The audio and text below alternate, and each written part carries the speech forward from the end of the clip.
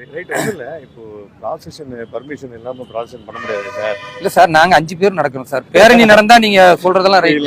ஒரு 5 பேர் தனி மனித உரிமை நடப்பதற்கு காவல்துறை அனுமதி தேவையில்லை சார். இல்ல அது சாதாரண ஒரு சார். நான் முதல்ல இந்த நாட்டின் குடிமகன், சரியா? எனக்குன்னு இந்தியன் கான்ஸ்டிடியூஷனல் ரைட்ஸ் கொடுத்துருக்கு. நான் என்னுடைய உரிமைக்காக என் சமூக மக்களின் பாதிப்பு, கண்ணீர், நீங்க வந்தவங்க எல்லாருமே மிரட்டி அனுப்பிட்டீங்க. நான் பாட்டுக்கு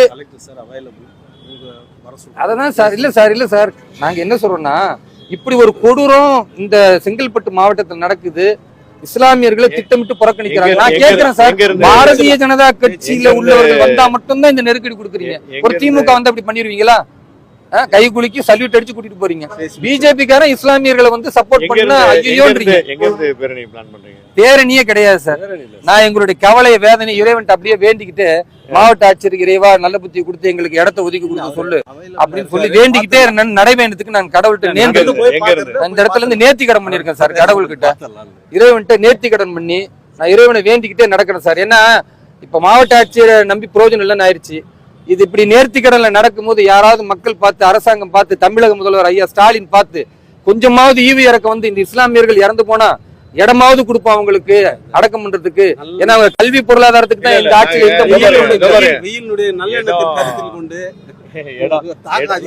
நாங்க பேரணி வரல சார். இது ஏற்கனவே சொல்லிட்டாங்க சார். மாவட்ட ஆட்சியர் இதே சொல்லிட்டாங்க, இடம் அலோகேட் ஆயிருச்சுன்னாங்க. அப்புறம் நானே கேக்குறேன், இடம் அலோகேட் பண்ணது அரசாங்க இடமா அல்லது இன்னொருத்த இடத்தை அபகரிச்சு பண்ணாங்களா? எனக்கு தெரியும் சார், அது அரசாங்க இடம். பாதை யாருடைய இடம்? அதுவும் புறம்போக்கு அரசாங்கத்தினுடைய இடம். யாரோ ஒருத்தன் கேஸ் போடுறான் அப்படின்னா நீங்க என்ன பண்றீங்க? காவல்துறையை வச்சு எவ்வளவு நேரம் ஆயிருக்கும்? எங்களை மடக்குறீங்கல்ல. காவல்துறையை வச்சு ரோடு போட்டு அந்த இறந்தவர்கள் செத்து போனவனுக்கு இடம் கொடுக்கலன்னா இது என்ன சார் அரசாங்கம்? சரிங்க சார், நாங்க பாத்துக்கீங்க. யாராவது நடக்க போறீங்க? ஒரு 4 பேர் சார். 4 பேர். ஓகே, உங்களை நாங்க அரெஸ்ட் பண்றோம் சார். எதுக்கு சார்? பிரிவென்டிவ் அரெஸ்ட் பண்றோம். எதுக்கு சார் அரெஸ்ட் பண்றீங்க? வாங்கப்பா. சார் எதுக்கு அரெஸ்ட் பண்றீங்க? காரணம் சொல்லுங்க. அனுமதி இல்லாம பேரணி போக கூடாது. பேரணியே கிடையாது. இப்ப நீங்க தான் மாத்தி பேசுறீங்க. சார் பேரணியே போல. இது பேரணி தான் சார். எது பேரணி? எது பேரணி? இது 2 பேர் நடந்து போற பேரணியா? என்ன சார் காவல்துறை அநியாயம் பண்றீங்க? இல்ல என்ன சார் அநியாயம்? 2 பேர் பேரணியா சார்? சார் நீதிமன்றமே சொல்லிருக்கு சார், ஒரு தனி மனிதன் நடந்து போவதற்கு உரிமை இருக்கு. சொல்லுங்க, எத்தனை பேர் நடந்தா சாதாரணமா ஒரு மனுஷன் நடந்து போறது வேற, சாலையே யாரும் ஒரு கோரிக்கையை வலியுறுத்தி நடந்து போறது வேற. அதனால நீங்க வாங்க. நான் கேக்குறது என்ன, பேரணி இல்ல சார். பேரணி இல்ல சார். பேரணி கிட்ட கேட்டோமா? இல்ல எதுக்கு அனுமதி இல்ல? வரதுக்கு அனுமதி இல்லையா? இல்ல எதுக்கு அனுமதி இல்லன்னு சொல்லுங்க. ஒவ்வொரு வாட்டியும் இப்படியே கைது செஞ்சுக்கிட்டே இருக்கீங்க. பைத்தியக்காரங்களா சார்? நாங்க சட்டம் படிச்சிருக்கிறோம். இந்த நாட்டின் அரசியலமைப்பு உரிமை கொடுத்திருக்கு. என்னத்துக்கு எங்களை அரெஸ்ட் பண்றீங்க? காரணம் சொல்லாம ஒவ்வொரு வாட்டியும் இப்படியே கைது செய்வீங்களா? திமுக ஆட்சியில காரணமே சொல்லாம எதுக்கு கைது செய்றீங்க? சொல்லுங்க. இந்த சட்டப்படி இது தப்பு. நீங்க பேரணியா போறீங்க, தப்பு. நாங்க பேரணியா போகல.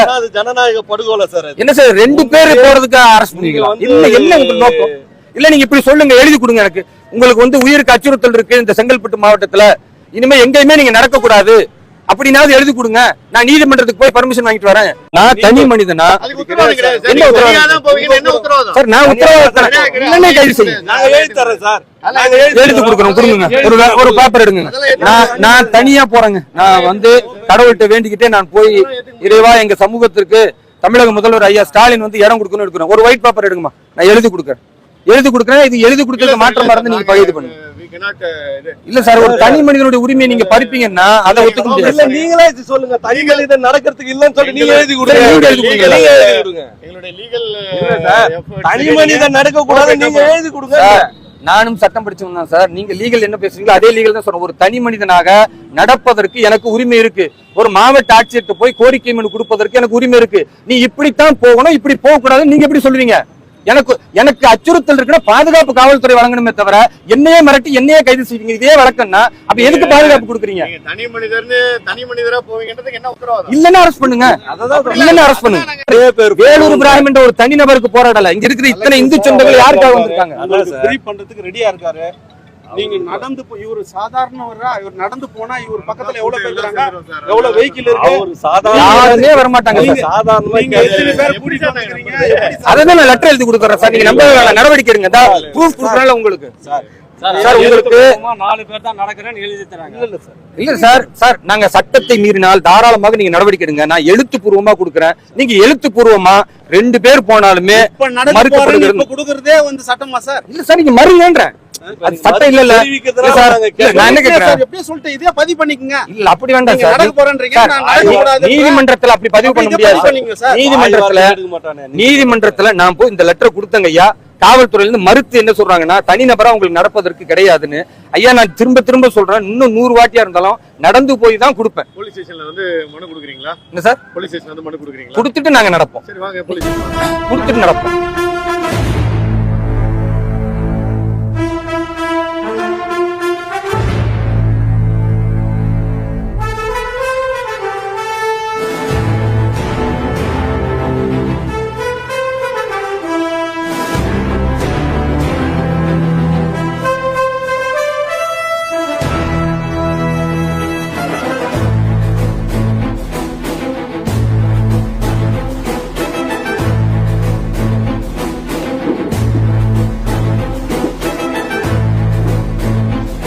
தனி மனிதனா நடந்து போறேன் சார்.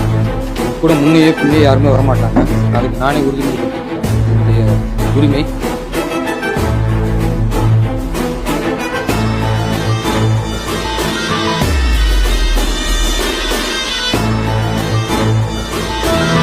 இன்றைக்கு செங்கல்பட்டு மாவட்டம் சித்தாமூர் ஊராட்சி ஒன்றியம் உட்பட்ட சோத்துப்பாக்கம் ஊராட்சியில் 200க்கும் மேற்பட்ட இஸ்லாமிய குடும்பத்தினர் வசித்து வருகிறார்கள்.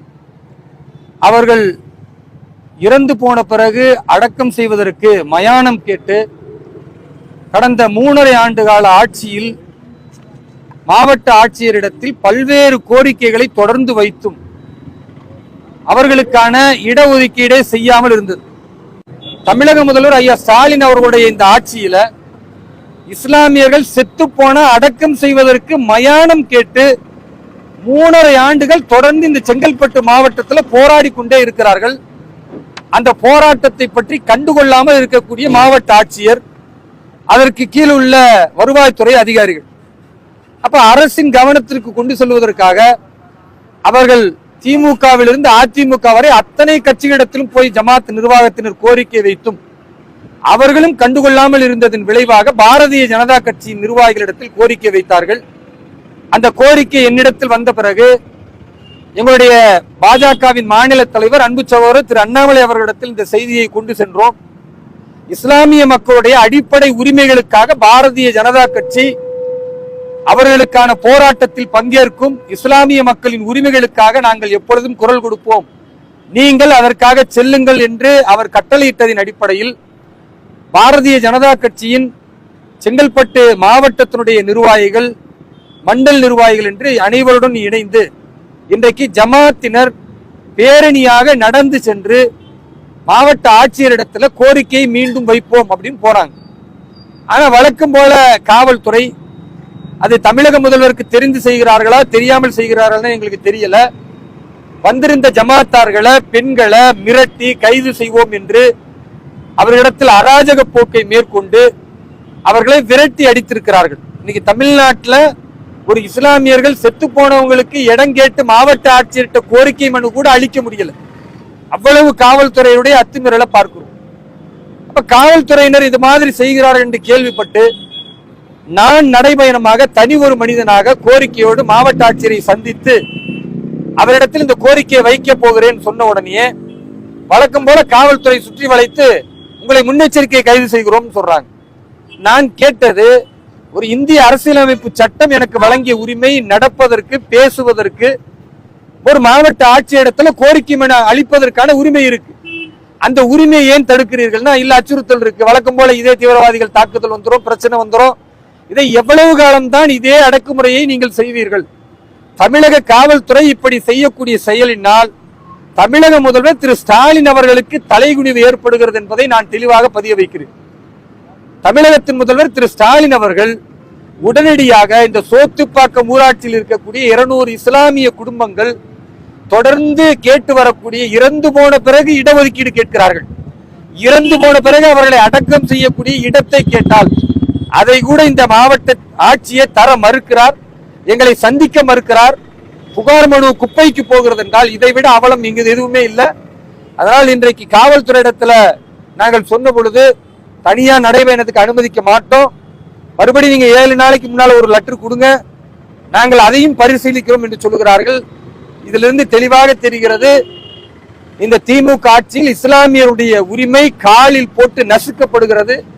திமுக ஆட்சியில் சிறுபான்மை சமூகத்தின் காவலன் என்று சொல்லக்கூடிய ஐயா ஸ்டாலின் அவர்களுடைய ஆட்சிக்கு கேடு விளைவிக்கும் விதமாக மாவட்ட ஆட்சியர் செங்கல்பட்டில் நடந்து கொண்டிருக்கிறார். அதனால 7 நாளைக்கு பிறகு மீண்டும் நாங்கள் இங்கு நடைபயணம் செய்வதற்கு மீண்டும் மனு அளிக்கிறோம். இன்றைக்கு மீண்டும் மாவட்ட ஆட்சியரை சந்திக்க போறோம். அவர் வழக்கம் போல எங்களுக்கு கதை சொல்லி ஏமாற்ற போகிறாரா அல்லது உரிய நடவடிக்கை எடுக்க போகிறாரான்னு பார்ப்போம். இல்லை என்றால் மாவட்ட ஆட்சியர் அலுவலகத்தில் நாங்கள் சாகும் வரை உண்ணாவிரதம் இருக்க தயாராகி இருக்கிறோம் என்பதை ஊடகத்தின் மூலம் சொல்றோம். தமிழக முதல்வர் ஐயா ஸ்டாலின் அவர்கள் தயவு செய்து நாங்கள் உயிரோடு இருக்கும் பொழுது எங்களுடைய இடஒதுக்கீட்டை அதிகப்படுத்துவதை விட செத்து போனவர்களுக்கு அடக்கம் செய்வதற்காவது இடம் தர வேண்டும் என்று மீண்டும் கோரிக்கை வைக்கின்றோம். நன்றி.